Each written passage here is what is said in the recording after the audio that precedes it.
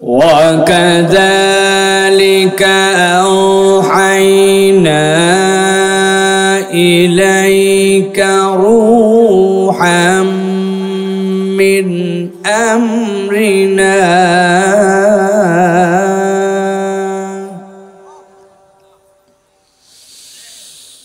ما كنت تدري ما الكتاب ولا الإيمان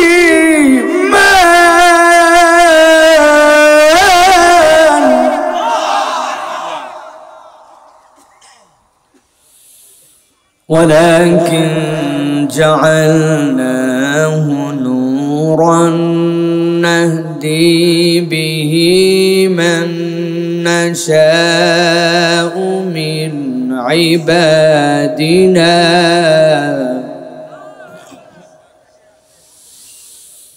نهدي به من نشاء من عبادنا وإنك لتهدي إلى صراط مستقيم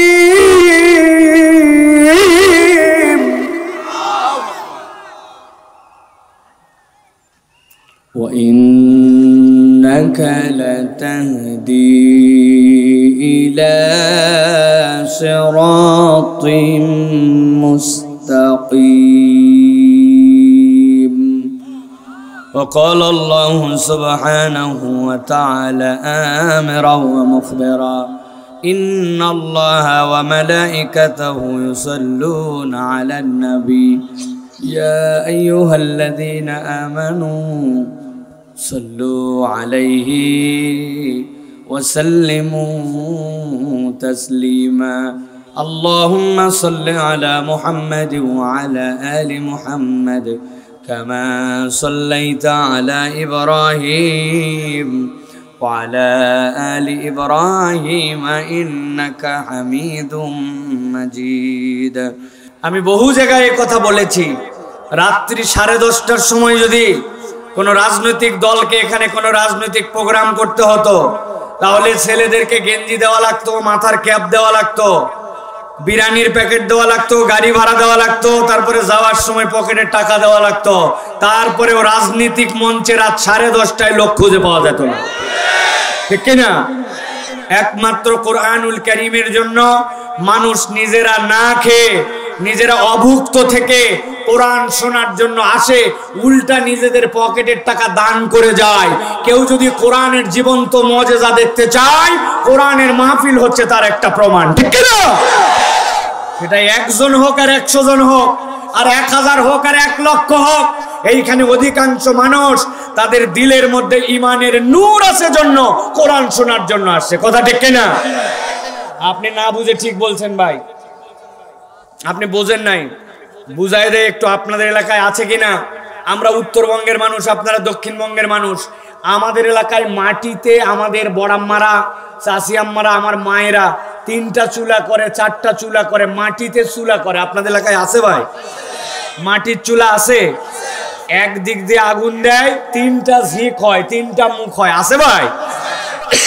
আমাদের আছে আমাদের এলাকায় আছে এখন মা বোনেরা এই চুলা যখন ধরাবে চুলা ধরানোর সময় যদি প্রথম থেকে খালি ম্যাচের কাঠি ধরায় আর পোয়ালের মধ্যে লাগায় তো পুরা ম্যাচ একবার চুলা ধরাতেই শেষ এই জন্য চুলা ধরানোর আগে আমাদের এলাকায় পাশে একটা কুপি বাতি রাখে আপনাদের এলাকায় কি বলে ভাই ল্যাম্প কি বলে ল্যাম্প ল্যাম্পতে আগে টপ করে একটু ধরায় নেয় ধরায় নেওয়ার পর আস্তে আস্তে করে ওইখান থেকে পাটকাঠি দেয় ওই জায়গাতে পোয়াল দেয় ওই জায়গা থেকে কি বলে কাগজ ধরায় ধরায় চুলা ধরায় ঠিক না ভাই তো একদিন ল্যাম্প এক মা ধরাইছে ধরানোর পরে দেখে কিরে ল্যাম্পের উপর দেখে লাল লাল লাল লাল আলো আর ধোঁয়া মারে খানিকক্ষণ পরে দেখে ল্যাম্প দপ দপ দপ দপ দপ দপ করে কানের কাছে নিয়ে একটু ঝুঁকাঝুঁকি করছে যা চিন্তা করছিল তাই কিরে ল্যাম্প দপ দপ করে ল্যাম্প লাল আলো মারে ধোঁয়া ছাড়ে কারণ ল্যাম্পের ভিতরে কি নাই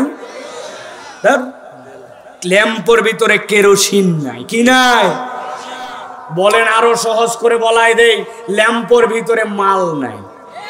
কি নাই? মাল মানে হচ্ছে ওই বস্তু যেটা দিয়ে ওই ল্যাম্প জ্বলবে, এই জন্য ল্যাম্পের ভিতরে ওই জিনিস নাই, এই জন্য ল্যাম্প জ্বলে না। এখনো চিন্তা করছে ল্যাম্প জ্বলে না, তাই কি পলতা আছে যেটা টান দে, টান দে একটু শোলটা বড় কর। শোলটা যত বড় করবে তত তাড়াতাড়ি পুরে সারকার হবে, ঠিক কিনা? এটা আমার কথা নয়, উদাহরণ দেওয়ার জন্য আপনাদেরকে বললাম।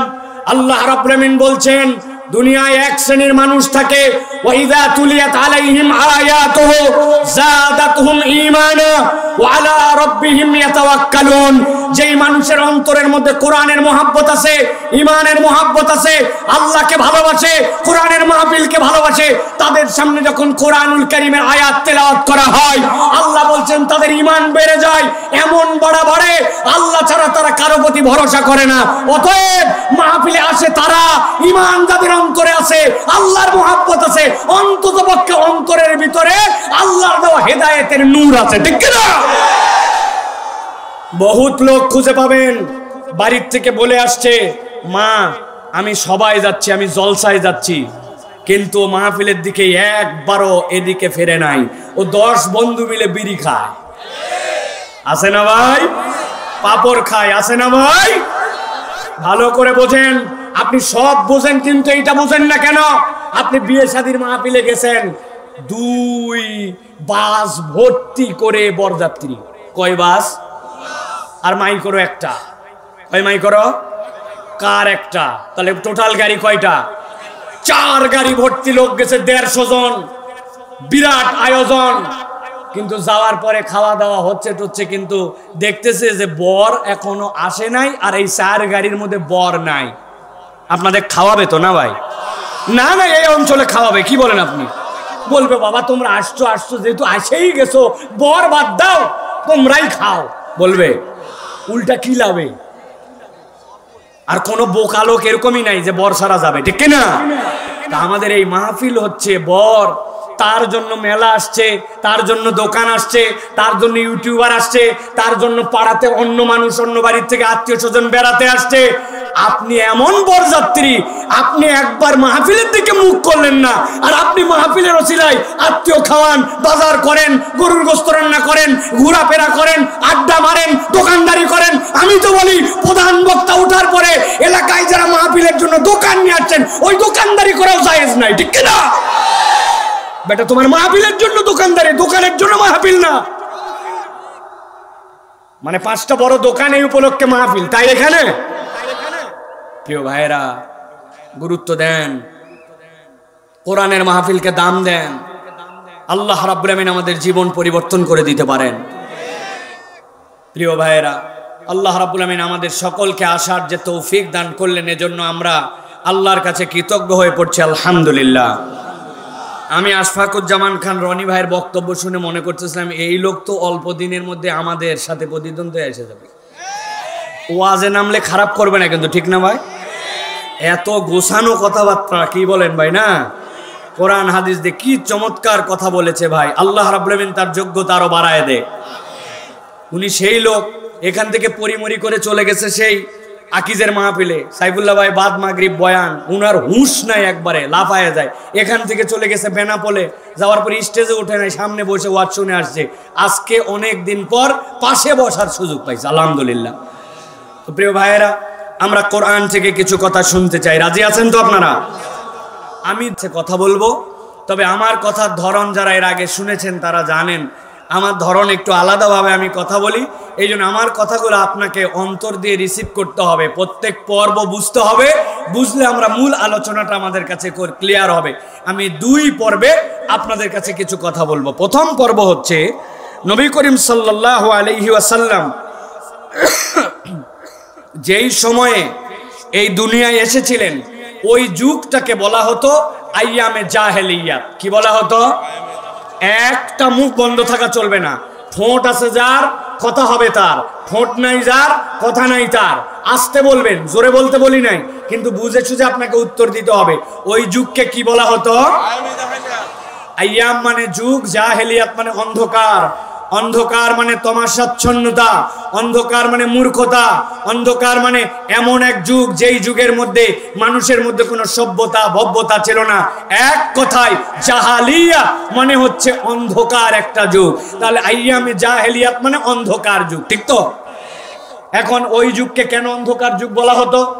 ওই যুগকে অন্ধকার যুগ এজন্য বলা হতো যে দিনের বেলা ছিল সূর্যের আলো, দিনের বেলা সব কিছু ফকফকা দেখা যেত, কিন্তু তাদের সেই সময় বিদ্যুৎ ছিল না, তাদের সেই সময় সৌর বিদ্যুৎ ছিল না, পল্লী বিদ্যুৎ ছিল না, জেনারেটর ছিল না, রাত্রেবেলা তাদের কোনো আলো ছিল না। দিনের বেলা আলো, রাত্রেবেলা অমানিসার কালো। এই জন্য ওই যুগকে বলা হতো আইয়ামে জাহেলিয়াত। তাই তাই না? তাহলে এই জন্য জাহেলি যুগ বলা হতো না। তাহলে জাহেলি যুগ কেন বলা হতো? মুখস্থ করতে হবে। পৃথিবীর সকল সিরাহবিদ, সকল মুহাদ্দিসিনে কেরাম প্রামাণ্যতার ভিত্তিতে বর্ণনা করেছেন জাহেলি যুগ বলা হতো 5টা কারণে। কয়টা? 5টা। মিলান। 1 নম্বরে ওই যুগকে জাহেলি যুগ বলা হতো, 1 নম্বর কারণ ছিল সেই যুগে মানুষজন কোন নারীকে সম্মান দিত না। নারী ছিল একটা ভোগ্য পণ্যের মতো। তার না ছিল সামাজিক অধিকার, না ছিল তার সম্পত্তিতে অধিকার, না ছিল তার কোনো অধিকার। এমনকি আল্লাহ কোরআনে বলেছেন কাফের মুশরিকদেরকে যখন জাহান্নামে নিক্ষেপ করা হবে তখনও জিজ্ঞাসা করা হবে ওয়াইদাল মাউউদাতু সুইলাত বিআইয়ি যামবিন কুতিলাত, কোন কারণে ছোট্ট ছোট্ট শিশুদেরকে, কন্যাদেরকে হত্যা করেছিলে। তার মানে ওই যুগে নারীদের কোনো ইজ্জত, সম্মান, এলাকার মধ্যে কোনো দাম, সম্পত্তিতে অধিকার, মানবিক মূল্য কোনো কিচ্ছু ছিল না। এটা ছিল 1 নম্বর কারণ। মুখস্থ থাকবে তো? আমি কিন্তু সময় মতো জিজ্ঞাসা করব আবার, বিশেষ করে যেগুলো যুবক তরুণ আছে, মুরব্বীদেরকে ধরবো না, কারণ ওনাদের মেমোরি শেষ। আমাদের ইয়াংদেরকে ধরতে হবে। রেডি তো সবাই? 1 নম্বর এইটা। 2 নম্বর, ওই যুগে কোনো এতিমদেরকে তারা সম্মান দিত না।